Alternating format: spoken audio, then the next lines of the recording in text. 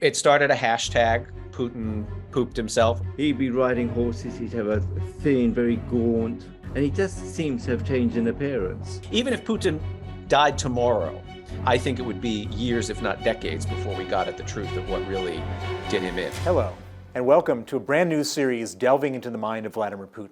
In this series, I'll be speaking with the people who know his story, who've lived the consequences of his actions, and who understand how he works. This is Inside Putin's Mind. I'm Bill Browder.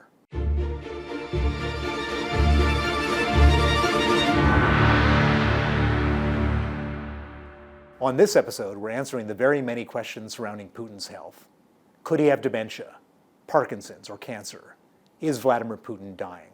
Well, joining me now to discuss the various theories about Putin's health is journalist and author Michael Weiss. So I reported several months ago, I got my hands on an audio tape of a Russian oligarch. I can't name which one, although I'd be very happy to, but I was sworn to secrecy by the source who recorded him. This oligarch is recorded on tape saying that the war has been a complete disaster. Putin has, within the space of 72 hours, turned back the clock on the Russian economy's integration on the global scale. Everything that oligarchs had been designed to do or tasked with doing, as you well know, Bill. I mean, they are not simply billionaire businessmen. They act as plenipotentiaries of the regime. They are public diplomats. They are meant to peddle influence and foster good relations with the West. All of that was torn asunder by this invasion. And he said, the belief is that Putin has suffered from some kind of spate of irrationality due to medical intervention for what? And he was of the belief, and he said this again, not knowing he was being recorded by somebody in the West, that Putin has been suffering from blood cancer. And one of the interesting thing about this disclosure or this allegation is that one of the common ways of treating various forms of lymphoma is to administer hormones. And steroids. And steroids, when they're taken extensively, which it certainly seems like Putin has been taking them, he has what's known as Cushingoid syndrome, that the puffiness in his chipmunk cheeks, that kind of thing, can lead to deeply irrational, if not psychotic behavior. So I queried a bunch of oncologists asking, just to look at Putin. I know remote diagnosis is not an exact science, and in fact can be quite foolhardy, but just to look at him. And they said, oh, look, we've seen thousands of patients who look exactly like this, who have been treated for various cancers and who indeed have been on a pretty hardy steroid regimen. And I said, well, in terms of these side effects, how it can affect your cognitive emotional state, one doctor told me that she had a patient, she's a radiation oncologist, she had a patient who was taking steroids who slept with an axe under his pillow because he was completely paranoid. He thought everyone was out to kill him. So this can certainly have a very deleterious effect on one's mental state. Now, again, is this true? Is the oligarch spreading rumors about Putin being sick, possibly terminally so? Because there is a sense in Moscow and among the elites that this guy needs to go, right? So, the easiest way to undermine a strong man is to make him look very weak and vulnerable. And if he's on his way out the door, perhaps that could inculcate this sense that, the time is ripe for a coup or some kind of political intervention by the Russian side to take him out. So I don't know. I mean, it was an interesting data point that somebody who, again, has made his money at the pleasure of this president, of this dictator, is now going around basically casually saying that, oh yeah, he's got cancer and he's lost his mind. Now, that's just one theory. Another theory is that he does indeed have cancer, but it's of the thyroid. And that was based on a very good deep dive investigation that the independent Russian news outlet Projekt put out several months before mine came out, saying that they had been able to determine with a high degree of accuracy that Putin is traveling with a retinue of doctors, including cancer specialists, and he's going all around Russia with a guy who's known to be a specialist in thyroid cancer. Another theory, which is based, I guess, on, I don't even drill down into the provenance of this stuff, but the British tabloids have been all over this Telegram channel said to be run by an SVR or Russian foreign intelligence officer who I think has made claims that he might have Parkinson's disease. I've seen people suggest he's got cancer and Parkinson's disease. So again, asterisks on all of this. We have no idea of knowing, but there does seem to be a concerted effort to portray Putin as quite ill. Now, as I said, this could be coming from inside the house, meaning from within certain power corridors in Moscow. It could also, frankly, be a very clever information operation by Western intelligence, right?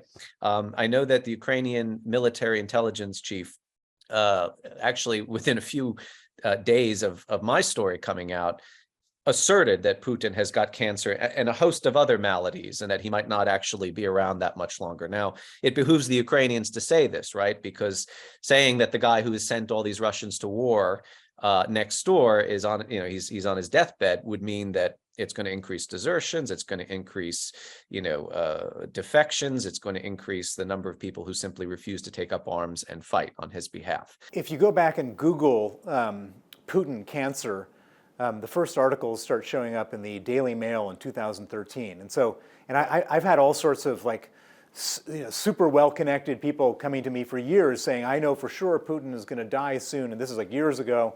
And so I kind of think, and who knows, you don't know, I don't know, nobody knows really, but I kind of think that we're all just hoping so much that this monster disappears, that any just little hook of innuendo that he's sick leads us to come to these, optimistic from our perspective conclusions.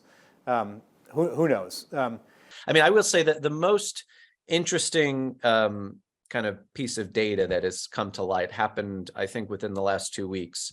And it was, I think, the head of Danish military intelligence gave an interview, and he said, Putin is sick. And the interviewer, Danish journalist whose name escapes me, asked, he cited this Project investigation. He said, do you think it's thyroid cancer? And I believe the response was something like, that's a pretty good bet. Now, who knows? Again, that only leads me to, again, come back to this idea that maybe this is all a very clever bit of psychological warfare or an information operation by NATO countries in the West. But that said, at the Aspen Security Forum several months ago, last summer, Bill Burns, CIA director, and then also the chief of MI6 were asked this question, because this was the burning tabloid topic, Putin's health. And Bill Burns had a very interesting formulation. He said, from what we can gather, Putin is, quote, all too healthy. In other words, he's certainly healthy enough to oversee this disastrous war of conquest, but he didn't, that kind of fudged it a little bit, left room for speculation that, well, he could be ill, but he's certainly corpus mentis and he can perform day-to-day functions. So who knows? We even if Putin died tomorrow of some wasting disease, I think it would be years, if not decades, before we got at the truth of what really did him in, right? This is a closed society and a very tightly controlled regime at this point. So, we might never really know.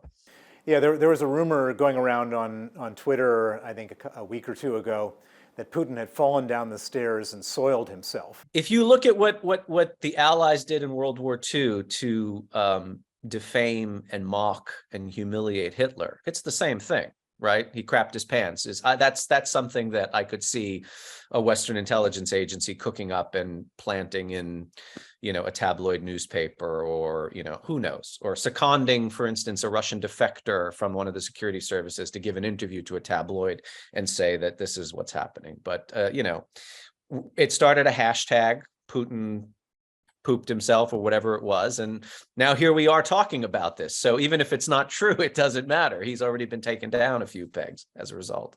Absolutely.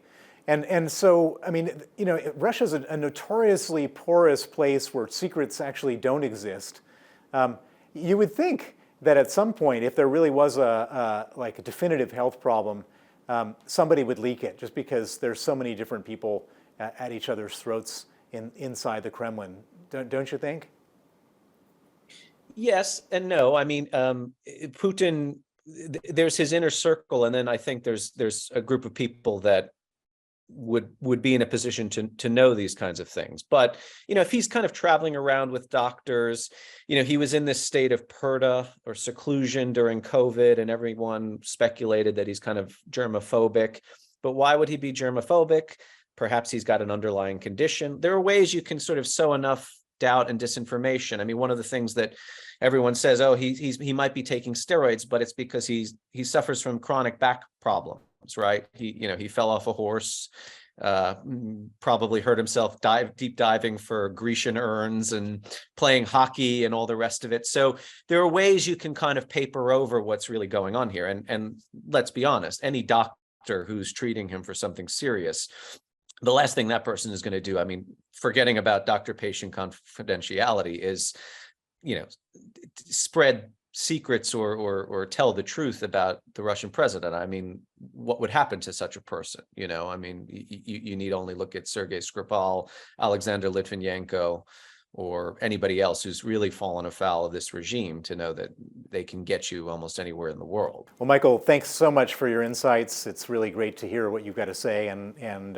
hopefully we don't have Putin for much longer, but he could easily be around for a while.